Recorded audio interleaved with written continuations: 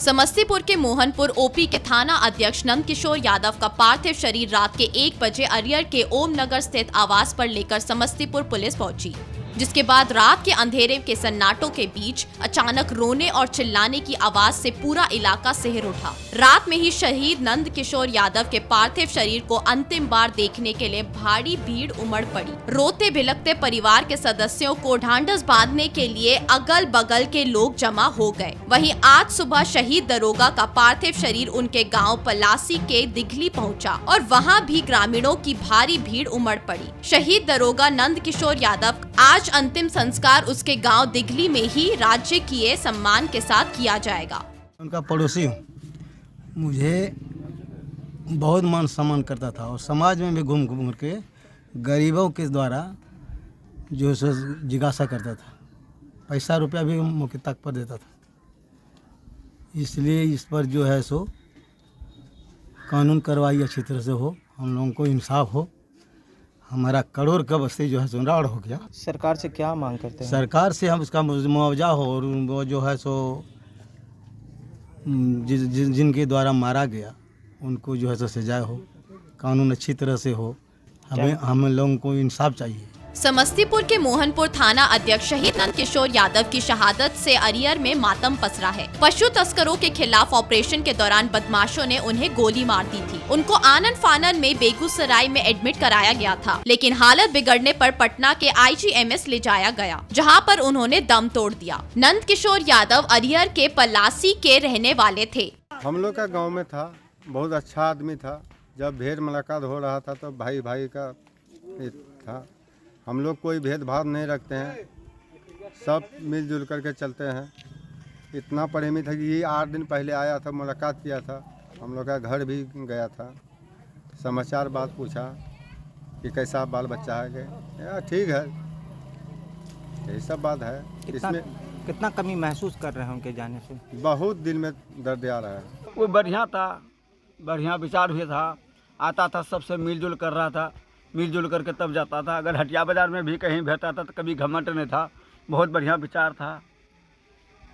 कभी किसी को मतलब ये नहीं दिखाया कि हम ये है वो है, सबसे मिलते जुलते रहा, गर्व नहीं हुआ उसको शरीर में कभी कि नहीं हम दरोगा बन गए तो हम गर्व होगा, कभी नहीं, सबसे मिलता जुलता रह गया। जश्न आजादी के मौके पर माटी के लाल को खोने पर पलासी के दिघली गांव में गम व गुस्से का माहौल है। सभी लोग उन्हें याद कर रहे हैं। नंद किशोर यादव 4 भाई में से सबसे छोटे थे। 2009 बैच में अफसर निरीक्षक पद पर बिहार पुलिस में इनकी नियुक्ति हुई थी, जिनकी शादी जोकीहाट थाना क्षेत्र के बहार बाड़ी गाँव में हुई थी। नंद किशोर यादव अपने पीछे पत्नी सहित 2 बच्चे छोड़ गए हैं, जिनका रो रो कर बुरा हाल है।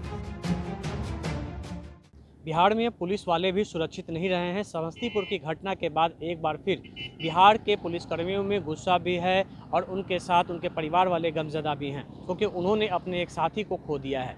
दरअसल समस्तीपुर के मोहनपुर के ओपी के जो थानेदार हैं नंद किशोर यादव, उन्हें लगातार सूचना मिल रही थी इस इलाके में मवेशी तस्कर काफ़ी सक्रिय हो गए हैं और कई बड़ी कार्रवाई भी उन्होंने की थी। और इसी सूचना के आधार पर वो कार्रवाई करने के लिए गए, 3 तस्करों को गिरफ्तार किया और उसके बाद जब लौट रहे थे तो उन्हें जानकारी मिली कि पिकअप वैन से फिर कुछ मवेशियों को लेकर चोर जो तस्कर हैं वो भाग रहे हैं। इसी के बाद जब मौके पर वो पहुँचते हैं तो वहाँ पर उन पर फायरिंग होती है और सीधे गोली नंद किशोर यादव जो 2009 बैच के दरोगा थे और मोहनपुर के ओपी के थानेदार थे, उनके सर में जा लगती है और गंभीर स्थिति में उन्हें पटना रेफर किया जाता है। लेकिन 15 तारीख के सुबह में उनकी मौत हो जाती है। 15 अगस्त की सुबह में जैसे ही उनकी मौत की खबर समस्तीपुर पहुंचती है, एक मातम पसर जाता है और उसके बाद उनकी बॉडी को समस्तीपुर ले जाया गया है। समस्तीपुर के SP विनय तिवारी ने पूरे मामले की जानकारी देते हुए साफ किया कि किस तरीके से पशु तस्करों के खिलाफ लगातार नंद किशोर यादव सक्रिय थे और कई उपलब्धियां भी हासिल की थी। कुछ दिन पहले ही उन्होंने नालंदा से एक बड़े गिरोह का खुलासा भी किया था और कई सदस्यों की गिरफ्तारी भी की गई थी। और इसके बाद से लगातार इलाके में कमी भी आई थी, लेकिन वो लगातार अपने इन्फॉर्मर की मदद से कार्रवाई में जुटे हुए थे। अब ये सवाल उठता है कि क्या नंद किशोर यादव पहले से ही सूचना मवेशी तस्करों के निशाने पर थे? क्या उन्हें गलत सूचना देकर वहां बुलाई गई थी और उन्हें अपराधियों ने अपना निशाना बनाया? इन तमाम चीज़ों की जांच की जा रही है। और लेकिन ये घटना अकेली भी नहीं है। अगर हम बात करें तो हाल के दिनों में लगातार बिहार में पुलिसकर्मियों पर हमले की घटनाएँ बढ़ जा रही हैं। चाहे वो बालू तस्कर हों, चाहे वो शराब तस्कर हों या फिर वो मवेशी तस्कर हों। कई इलाकों में पुलिस पिट रही है और उसके बावजूद भी पुलिस की बंदूकें खामोश हैं, क्योंकि उन्हें कार्रवाई करने के पहले काफ़ी कुछ सोचना पड़ता है। दूसरा एक सबसे बड़ा सवाल है, जिस तरह की जो बात आज पुलिस एसोसिएशन भी उठा रहा है, कि आखिर इस तरह की कार्रवाइयों की लीड बड़े अधिकारी क्यों नहीं करते हैं। डीएसपी और एसपी के लेवल के अधिकारी इस मामलों में कार्रवाई में आगे क्यों नहीं जाते हैं, ताकि पुलिसकर्मियों का मनोबल ऊंचा रह सके। इस तरह की कई घटनाएं हो रही हैं, लेकिन इस मामले में कार्रवाई नहीं होती है और कोर्ट जाते जाते मामला ठंडा पड़ जाता है, जिसका नतीजा है कि पुलिसकर्मियों पर हमले की घटनाएं भी बढ़ रही हैं। आपको बता दें कि सिर्फ पिछले 3 महीने में बिहार में पुलिसकर्मियों पर हमले की 45 घटनाएं हुई हैं, चाहे वो शराब तस्करों ने हमला किया हो जब शराब का छापामारी करने के लिए पुलिस गई हो, या फिर बालू माफियाओं के खिलाफ कार्रवाई हो।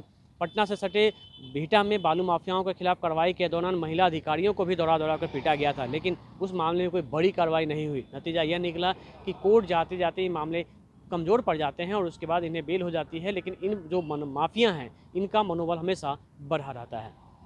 कैमरामैन सनी के साथ अमिताभ ओझा, पटना न्यूज़ 24।